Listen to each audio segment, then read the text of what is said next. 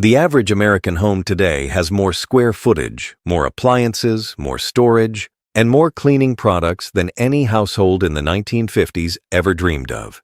And yet, ask most people how their mornings feel, and the answer is usually the same: rushed, behind, already tired before the day has properly started.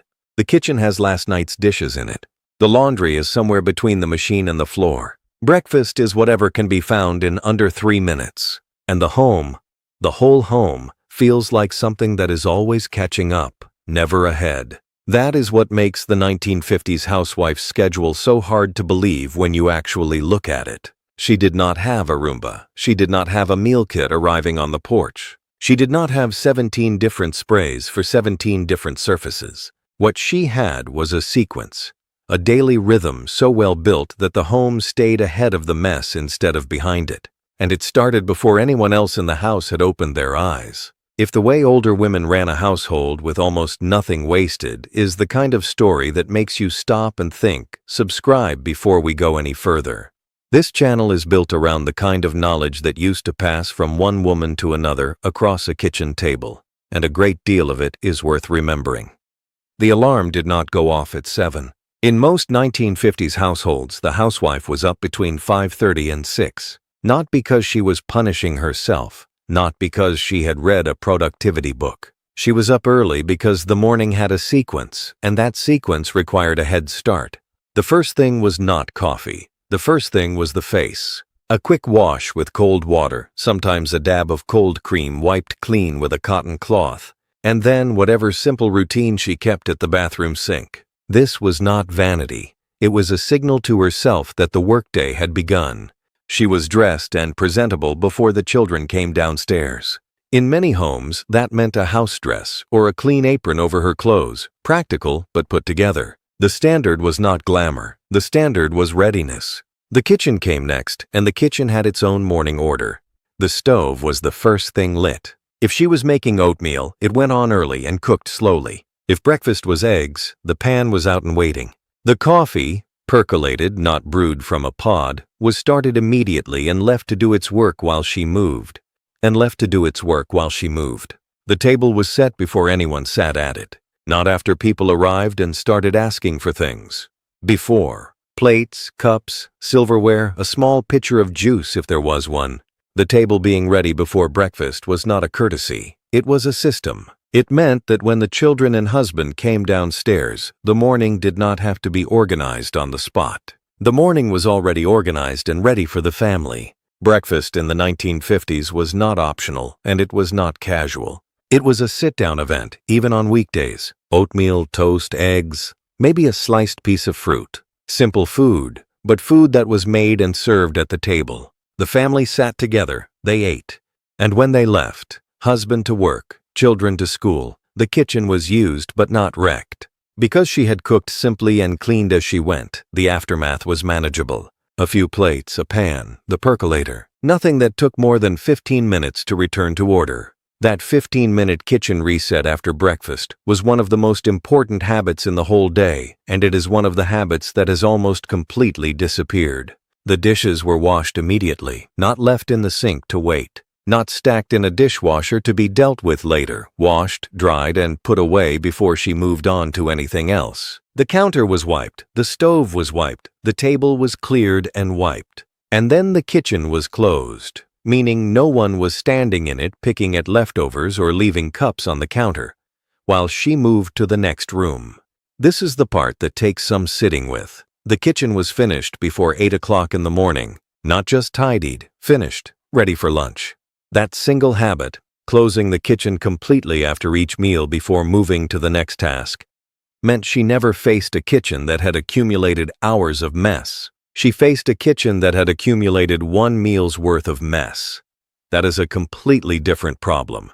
The children, depending on age, had small responsibilities of their own before school. Beds were expected to be made. Shoes were to be found and on feet before coming downstairs. Not searched for in a panic at the door. These were not chores given as punishment. They were the normal expectation of a household where everyone had a part to play. And because the expectation was consistent, it rarely needed to be enforced loudly. By the time the front door closed behind the last child, the house was quiet. The kitchen was clean, the family was fed and out the door, and the housewife had the morning in front of her, not to recover from the chaos of getting everyone out, but to move into the next part of the day with the first part already behind her. She had been awake for perhaps 2 hours, and she was already ahead. What started in the kitchen before sunrise set the rhythm for everything that followed. The beds had not been made yet. The floors had not been touched. The laundry was waiting for its turn in the sun. But the foundation of the day was in place, and that foundation meant the rest of the morning had somewhere solid to stand. The kitchen was clean, the family was gone, and the clock had not yet reached 8:30. What came next was not a break. It was the second movement of a day that had been choreographed. Not written down in a planner, not tracked in an app, but held in the body. The way a practiced hand knows where to reach without looking. The mid-morning hours were the working hours, the hours when the real labor of the house happened, quietly and completely, while the rest of the neighborhood was doing much the same thing. She did not wander from room to room, wondering where to start. The sequence was already known. Beds first. Every bed in the house was made before she moved to anything else. Not pulled up loosely, made. Sheets smoothed flat, pillows placed.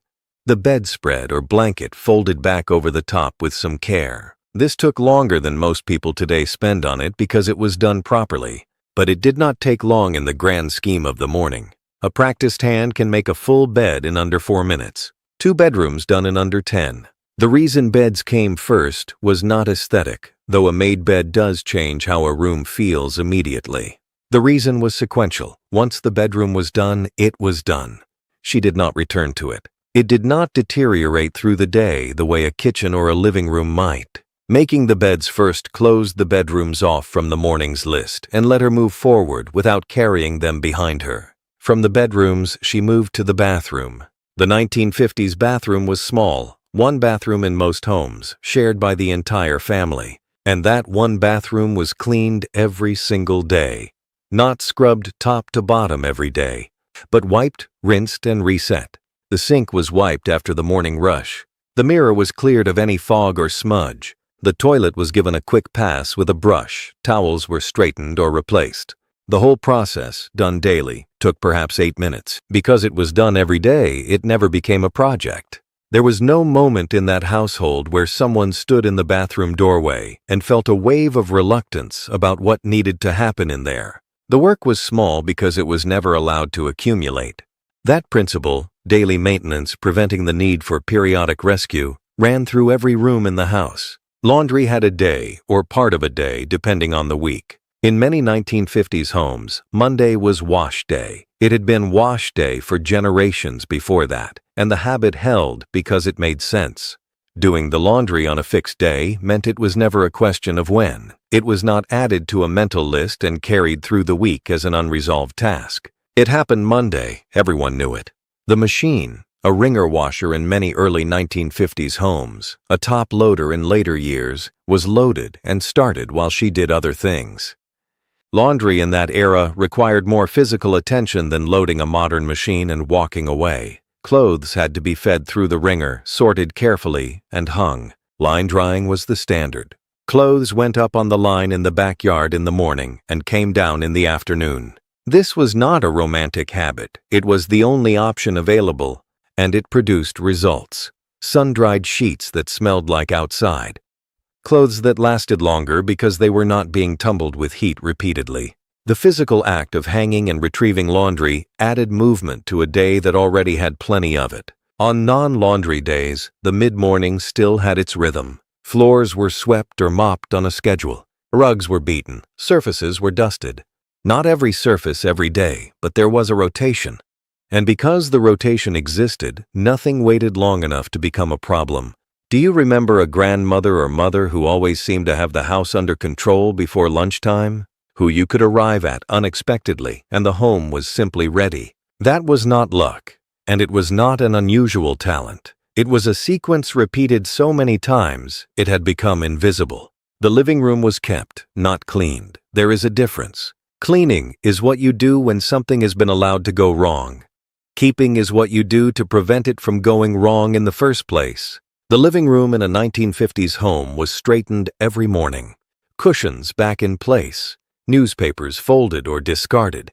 Any cup or glass that had migrated from the kitchen was returned to the kitchen. And remarkably, this entire morning routine took only 5 minutes. Because it happened every morning, it stayed at 5 minutes. It never grew into a half-hour excavation. The same was true of surfaces throughout the house. Counters, tables, and shelves were kept clear. Not because the women of that era were tidier by nature, but because clutter was understood as work waiting to happen. Every object left out was an object that had to be moved later. Keeping surfaces clear was not perfectionism, it was practicality. The home was done by noon. Not every task that would ever need doing, but the daily work. The beds, the bathroom, the kitchen from breakfast, the floors or laundry depending on the day, the main rooms straightened. All of it finished before she sat down for a midday meal. That is the part that lands differently when you sit with it. The home was managed, top to bottom, in approximately 3 to 4 hours of focused sequential work. Not frantic work, not multitasking in the modern sense. Focused, room by room, task by task work, done in order, done completely, and then left alone. The afternoon had its own shape, and it looked nothing like the morning. The midday meal was not skipped. Lunch in a 1950s household was a real meal, not a handful of crackers over the kitchen sink, not a protein bar eaten in a car. If children came home from school for lunch, which was common in smaller towns and neighborhoods, where schools were within walking distance, there was soup, or a sandwich made properly, or leftovers from the night before warmed on the stove. If it was just the housewife eating alone, she still sat down, she still ate at the table. The habit of sitting down for food was not reserved for dinner. It ran through the whole day, and it mattered more than it might seem. Eating at a table, at a regular time, without standing over a counter or moving between rooms, meant that meals had edges. They started and they ended. And when they ended, the kitchen was reset again. The same 15-minute close that followed breakfast. Dishes washed, counter wiped, table cleared. The kitchen returned to neutral before the afternoon began. This is where the rhythm becomes something worth studying. 3 meals a day, each one followed by a complete reset, meant the kitchen never accumulated more than 1 meal's worth of work at a time. The modern kitchen suffers from a different problem entirely. Breakfast dishes wait in the sink while lunch is made on top of them. Lunch remnants wait while dinner is started beside them. The kitchen absorbs the whole day's use at once, and by evening, it looks and feels like a problem that has been building for hours. It is because it absolutely has been building for hours. The afternoon had a different quality than the morning. The morning was productive in a physical room-clearing sense. The afternoon was productive in a planning and preparation sense. These are different kinds of work, and the 1950s housewife moved between them with the same steadiness. Grocery shopping, when it happened, was not a daily scramble driven by an empty refrigerator. It was planned. The week's meals were thought through in advance. Not formally written into a color-coded system, but known.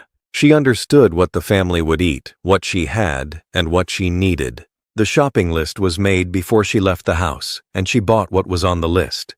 The idea of wandering a store and deciding what to eat based on what looked good that day would have seemed wasteful to her.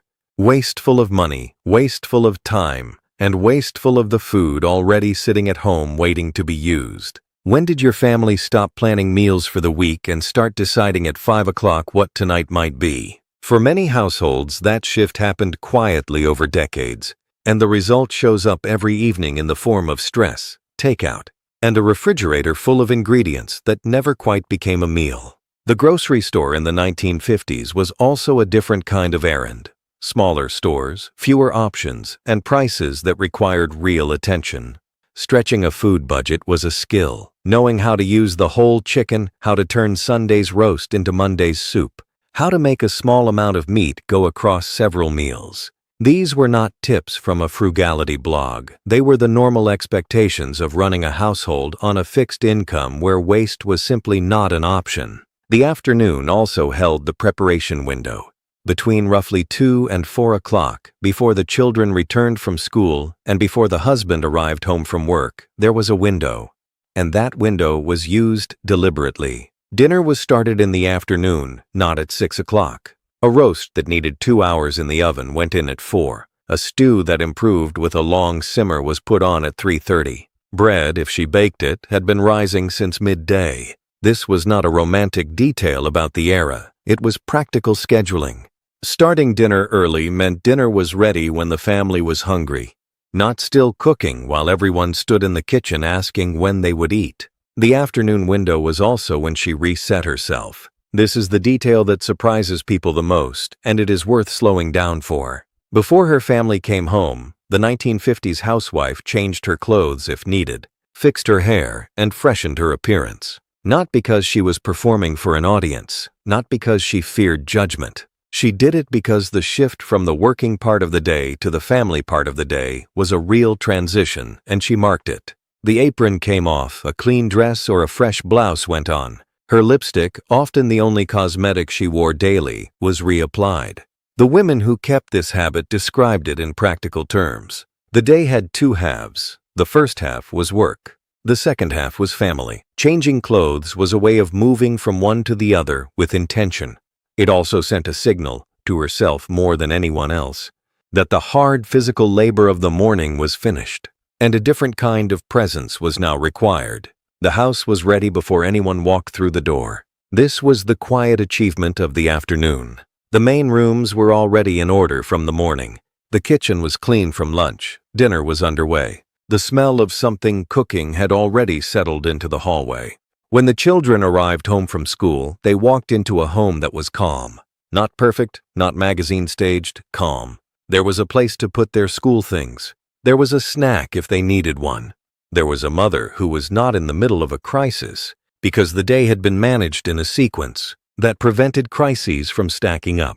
The evening that followed had its own set of habits, and those habits were just as deliberate as everything that had come before them. That might be the single most striking difference between the 1950s evening and the modern one. Dinner was not something that happened to the family at the end of the day. It was something the family arrived at.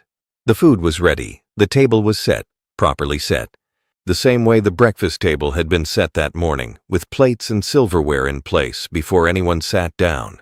The kitchen smelled of something that had been cooking for hours, and when the family gathered, they gathered around a meal that was finished, not one still being assembled in a panic while someone stirred a pot and someone else searched for a clean fork. The dinner hour in a 1950s household was structured in ways that are hard to fully picture from the outside. The family sat together. They ate the same food. There was no children's menu running parallel to the adult meal, no one eating in a separate room in front of a separate screen. Conversation happened because there was nothing else competing for attention. The table was the event, not a pause between other events, the event itself. This structure was not always peaceful. Families were families, and the 1950s were no exception. But the structure existed, and the structure created something.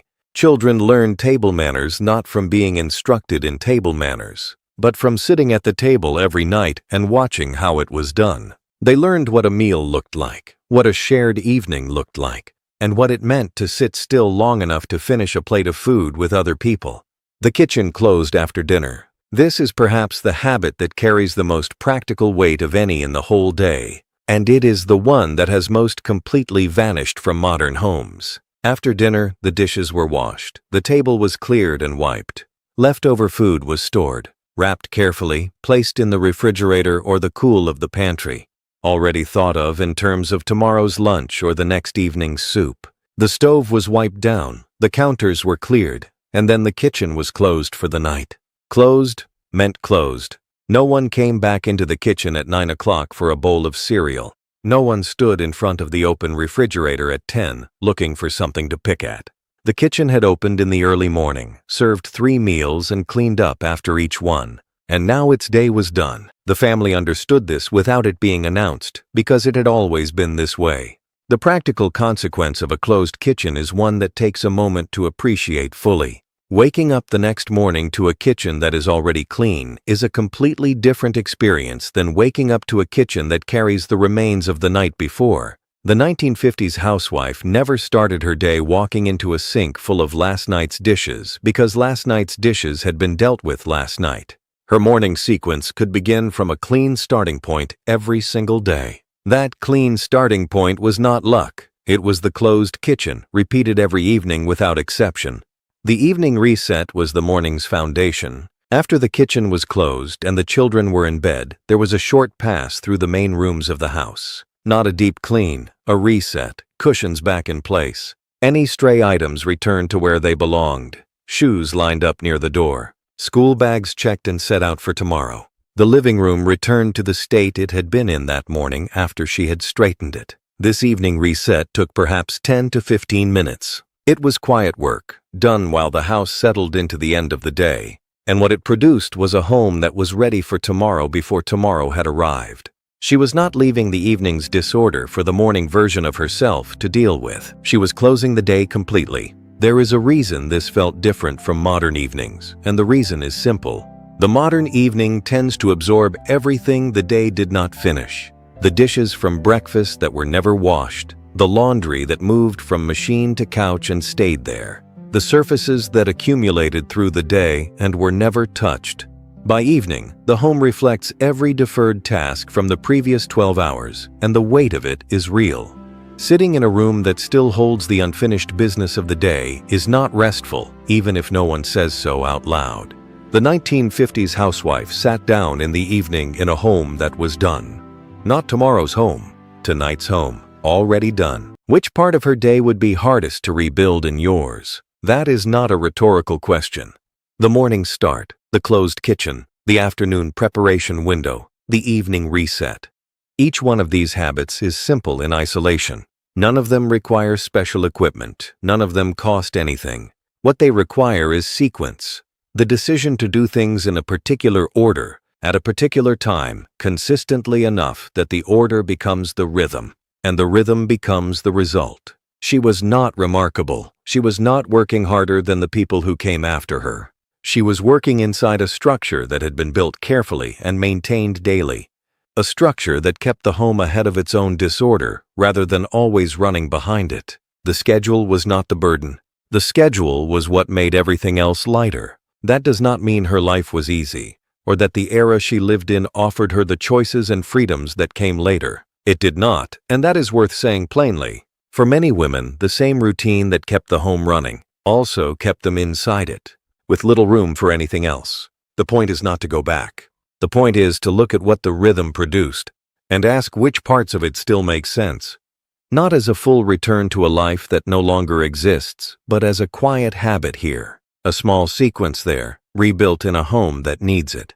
A clean kitchen waiting in the morning, a table set before anyone sits down, a day that closes before the next one opens. If these old household rhythms are worth remembering to you, subscribe before you go.